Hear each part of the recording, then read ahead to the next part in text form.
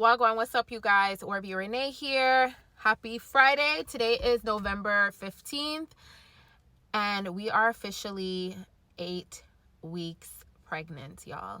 I just wanted to remind y'all of a few things. I know in my last video I kind of talked about like how I didn't feel like it really has hit me yet. Like it hadn't really dawned on me that little old me, Orby Renee Kim, 39-year-old wife, never been pregnant before, no fallopian tubes, goes through her first IVF cycle, and God does exactly what he said he was going to do. But I think I just don't want to miss my mark. Whatever God has for me to do on earth in the realest way, I do not want to miss that mark. I just want to do that.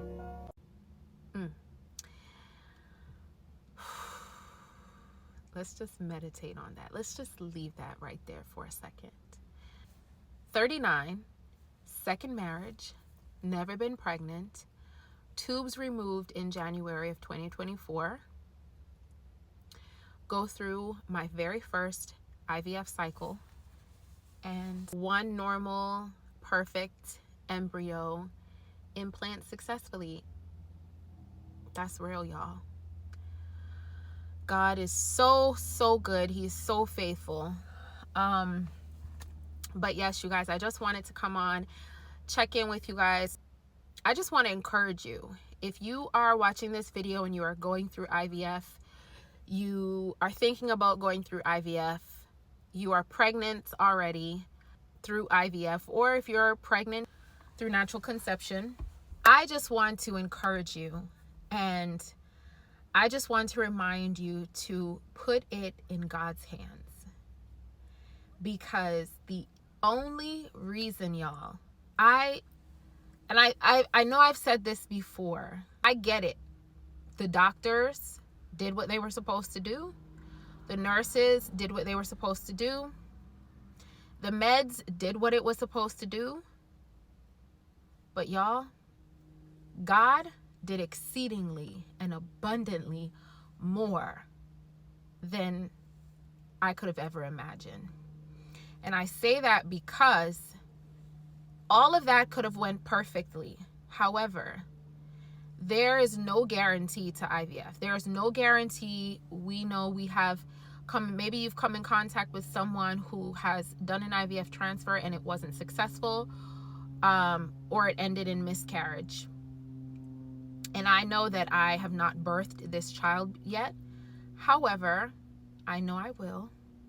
Go back and watch my videos, because I've been saying I'm going to be a mother because I know what God told me. I know what God promised me.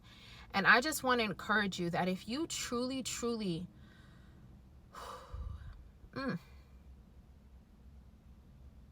if you give him your life, and if you put this whole process in his hands, he will bless you. He will keep you. He will do exactly what needs to happen. And I'm not saying that people who have had failed transfers or miscarriages haven't put it in God's hands. However, we know that his will be done. We know that his plan is the best plan. And we know his timing is not our timing. But when I tell you that the conversations I had with God,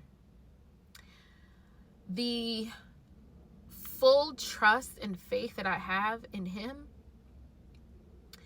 has molded me so much in this last year. And I am full. I am overjoyed. There is no word. Like, I've been going over in my head words that I could use to describe God, right? In this moment in my life. Every time I say something to him, every time I try and express my appreciation and love and gratitude to him, I always think to myself, that's not even enough. There's no word that can truly express who he is to me. First of all, he's never let me down before. Yes, things have happened in my past that maybe I was disappointed about, but he brought me out of those things, and I am so much better than I was. Yeah, there's no words. Like, I have no words. That's why I said, like, in my last video, like, I didn't think it had registered because it hadn't, like, settled in with me yet, because I feel like I should do more. I just pray and hope that he hears me, which I know he does. And I pray that he really truly shows me what he wants me to do, because I must continue to acknowledge him in this whole process, this whole journey. I must give him glory. I must give him praise. It's not an option for me. I must continue to offer my child to him.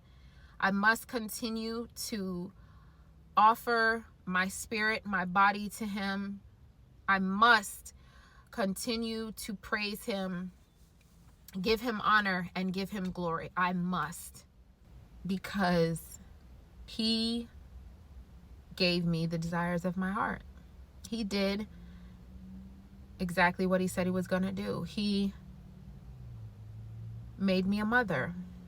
And I know that there will never, ever be a word, a praise. There will never be enough reading of the Bible. There will never be enough praying.